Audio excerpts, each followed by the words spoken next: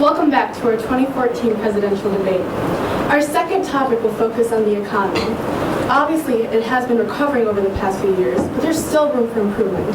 This is another two-part question, so please be prepared.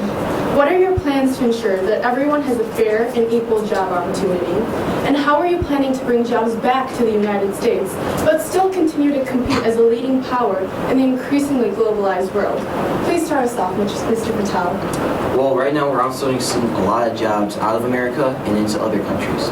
We should focus putting more jobs inside America, insourcing, as you will. So we should create more jobs in America. And to do that, we should invest in the growing industries right now. Right now, the biggest growing industry right now in America is the construction, due to the rebuild of the housing market, because more houses are being built, so more construction workers are needed. Invest more in that area, and also in educational services and health and social assistance. Health and social assistance are 1/3 of all projected job growth in upcoming years. So I think we should invest more in these things, and also in community colleges, help train students so they're better well-rounded to get more jobs over there. Mr. Erickson? I completely agree with Kirtan. It's not about necessarily creating the jobs, but getting people the education so that they will be able to pursue these careers, and the companies will want to stay here because we have the best education system in the world. Another thing that he didn't address was within the Eco Party, we're going to lower the corporate tax level. And so a lot of companies are going overseas, not just because the labor is cheaper over there, but because the taxes are much cheaper over there. The United States is one of the highest corporate taxes in the entire world. So what we're going to do is we're going to lower these rates so that companies will want to come back to the United States. Because if they come from the United States and they're outsourcing, that doesn't look good to them. If they stay Americanized, not only is it going to help our economy, but it's going to help their image as well. Once again, job opportunities are created by education, and the better the education you have, the more competitive you'll be on the job market.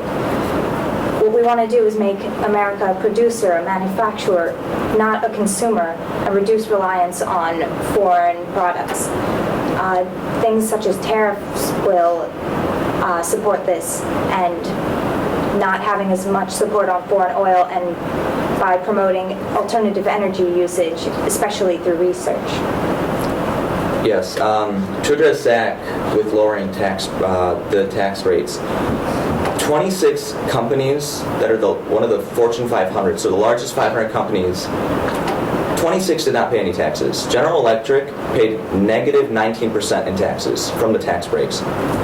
We have to solidify the tax code, make sure there aren't any loopholes, and what we have to do is try to reduce tariffs, not raise them. As we've seen with NAFTA, by reducing the trade barriers, the tariffs, and the export-import taxes, we've opened up that trade, and all three countries have benefited. If we can do this with Canada and Mexico and the U.S., we can try and do this with other coalitions, with other countries, with other even organizations like the European Union, the EU. So looking at it from an economic point of view, that's the best way to ensure that everyone has the opportunity to achieve the markets in the world. Thank you, candidates. Rebuttals? Yeah, we were talking about how the certain companies don't pay any taxes or whatever, but you need to understand why they don't pay taxes, and that's because they're providing a very large benefit to this economy and this country.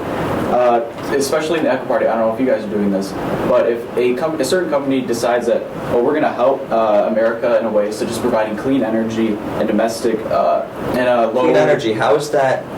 Okay, if you're saying clean energy, it's going to create jobs. First of all, you can't... I'm not saying it's going to create jobs, but you said that in the previous roundtable debate, but you cannot create new jobs for clean energy overnight. You're going to have to take the current energy system, which is basically petroleum based, and Kirtan, you said how we have to reduce foreign oil investments. 60% of the oil the U.S. consumes is domestically produced. It's from the U.S. 40% is imported, and out of that 40, only about 35% of that 40% is from the Middle East. So we produce much more oil than we import, first of all. Second of all, what are you going to do with all those petroleum engineers that have jobs now, specifically to the petroleum business, if you're trying to do clean energy?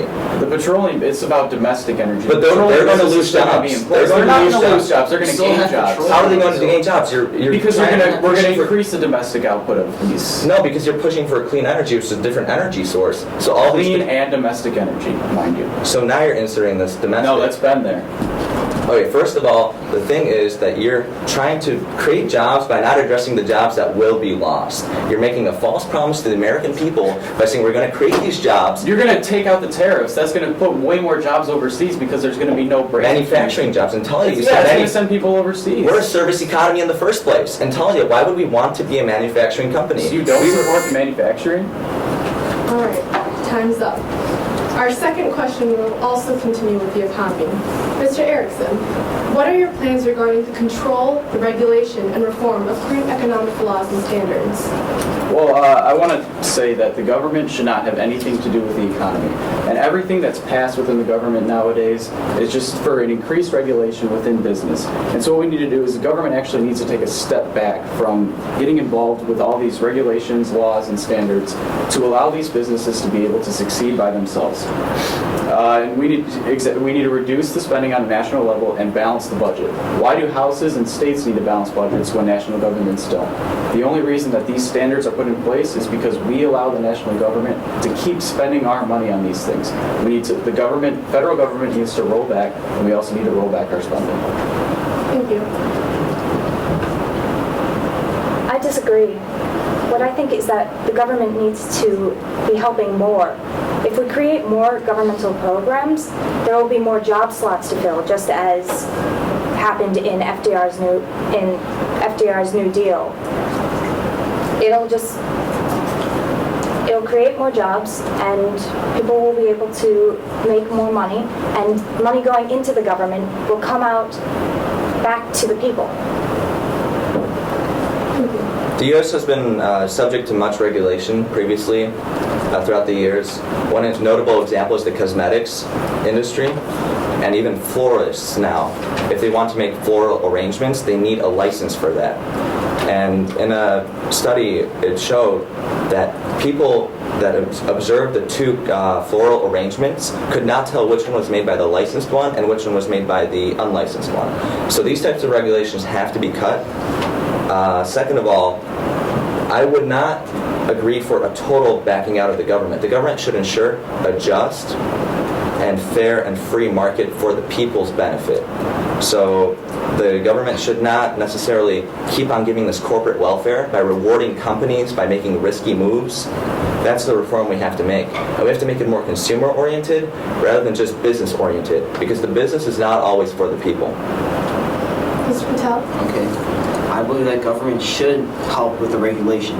We should cut spending down little by little, because the national debt's not going to go away all at once. You can't just cut $7 trillion out of $1 billion just like that. So they cut spending one by one, little by little, and eventually lower the national debt. Also, recently we had a governmental shutdown like last year. It's basically because our congressmen cannot agree on anything, basically.